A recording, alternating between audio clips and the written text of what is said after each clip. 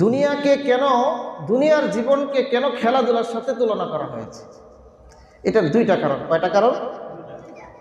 এক নম্বর কারণ হলো, মৌলিক কারণ হলো যে খেলাধুলার সময়টা অতি অল্প সময়ের হয়ে থাকে। কি বলেন? সাময়িক 1-2 ঘন্টা। কথা বুঝেন নাই? খেলাধুলার সময়টা কি লম্বা সময় না কম সময়?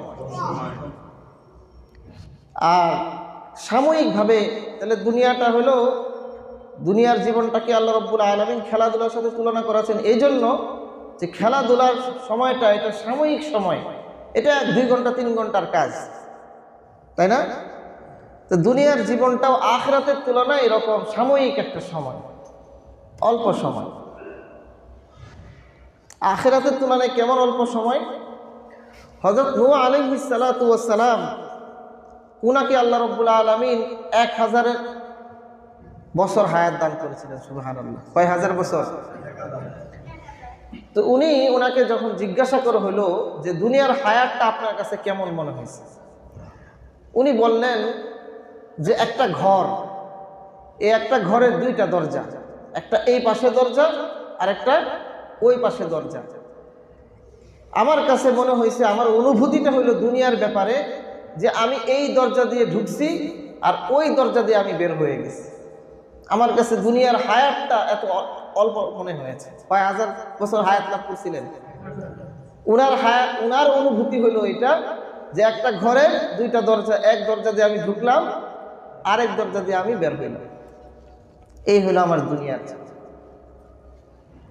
কাল কিয়ামতের ময়দানে কাফেররা বলবে যে আমাদেরকে তো খুব অল্প সময় হায়াত দেওয়া হয়েছে, অর্থাৎ একটি সকাল অথবা একটি বিকালের কোনো একটা মুহূর্ত। এই দুনিয়ার হায়াতের উপমা রাসূলুল্লাহ সাল্লাল্লাহু আলাইহি ওয়াসাল্লাম দিয়েছেন, হাদিসে পাকের মধ্যে এসেছে। সেটা কিভাবে? রাসূল সাল্লাল্লাহু আলাইহি ওয়াসাল্লাম বলেছেন যে একটা সমুদ্রের কাছে আপনি গেলেন, সমুদ্রের কাছে গিয়ে ওইখানে সমুদ্রের মধ্যে আপনি আপনার একটা আঙ্গুল প্রবেশ করান। ফালয়ানজুর ইলা মা রাজা ফি, তুমি অতঃপর লক্ষ্য করো যে আঙ্গুলের মাথার মধ্যে কি পরিমাণ পানি এসেছে। বিশাল সুবিশাল সমুদ্র, সেখানে গিয়ে আঙ্গুলের মাথা ঢুকিয়ে ফেরত আনলে কতটুকুই পানি আর ফেরত আসে? এই যতটুকু পানি ফেরত আসে এই বিশাল সমুদ্রের তুলনায় এটা হলো দুনিয়ার জীবন। পক্ষান্তরে আখিরাতের জীবনটা কি? আখিরাতের জীবন হলো ওই সমুদ্রের মতো।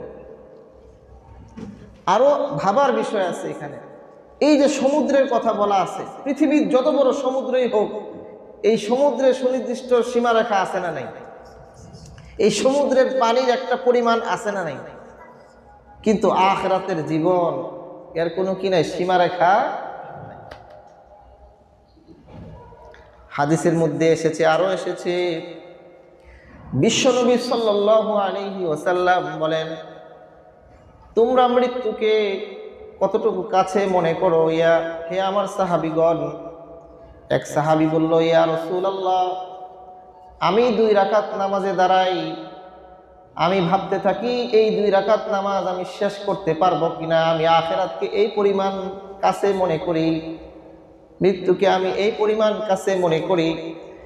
আরেক সাহাবী বলল, ইয়া রাসূলুল্লাহ, আমি মৃত্যুকে এতটুকু কাছে মনে করি যে আমি নামাজের মধ্যে যে তাশাহুদ পড়লাম, তাশাহুদ শেষ করে আমি সালাম ফিরাতে পারবো কিনা, আমি মৃত্যুকে এই পরিমাণ কাছে মনে করি।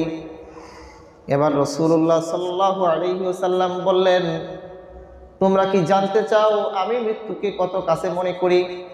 আমি আখিরাতের জীবনকে কতটুকু কাছে মনে করি? আমি যখন নাকি নামাজে দাঁড়াই, নামাজের শেষ অংশে সালাম আছে না নাই? রাসূল বললেন, আমি ডান দিকে সালাম ফিরিয়ে বাম দিকে সালাম ফিরাতে পারবো কিনা, এতটুকু আমি আখিরাতকে কাছে মনে করি। আসসালামু আলাইকুম ওয়া রাহমাতুল্লাহ, আসসালামু আলাইকুম ওয়া রাহমাতুল্লাহ। কতটুকু সময়? রাসূল বলেন, আমি আখিরাতের জীবনকে এরকম কাছে মনে করি। তাহলে দুনিয়ার খেলাধুলাও হয়ে থাকে সাময়িক, অল্প সময়, দুনিয়ার জীবনটাও কি অল্প সময় আখিরাতের তুলনায়। বুঝে আসছে নাকি বিষয়টা? অনন্ত অসীম কালের তুলনায় এই দুনিয়ার জীবন কি? একজন মানুষ যদি 60 বছরের হায়াত লাভ করে, তো তার প্রাপ্ত বয়স্ক হইতে হইতেই তো 15 বছর চলে যায়, তাই না? থাকে আর কত বছর? 45 বছর। এই 45 বছরে একটা মানুষ যদি গড়ে 6 ঘন্টা করে ঘুমায় প্রতিদিন, তাহলে তো 4 × 6 কত? 24 ঘন্টায় একদিন। তো 4 ভাগের 1 অংশ তার ঘুমের মধ্যেই চলে যাচ্ছে। 45 ভাগের 1 ভাগ, 45 বছরে 1 ভাগ তার কিসের মধ্যে চলে যাচ্ছে? ঘুমের মধ্যেই চলে যাচ্ছে। এরপরে তার ব্যবসা বাণিজ্য, চাকরি বাকরি, আখিরাতের জন্য সময়টা কোথায়? তো খেলাধুলা যেমন সাময়িক, দুনিয়ার জীবনও কি সাময়িক। এই জন্য দুনিয়ার জীবনকে খেলাধুলার সাথে কি করা হয়েছে? তুলনা করা হয়েছে। দ্বিতীয়ত হলো, মানুষ খেলাধুলা করার পরে অনেক সময় আফসোস করতে থাকে, অযথা সময়টা নষ্ট হয়ে গেল, টাকা পয়সাও ব্যয় হয়ে গেল। আছে না নাই? টাকাও গেল, সময়ও গেল, টাকাও গেল, সময় গেল। মানুষ যখন নাকি আখিরাতে এই আমলের জগতে যখন আমল করবে না, মৃত্যুর সময় তার মনে হবে, আহা, আমার সময়টা এইভাবেই চলে গেল, আফসোস করতে থাকবে।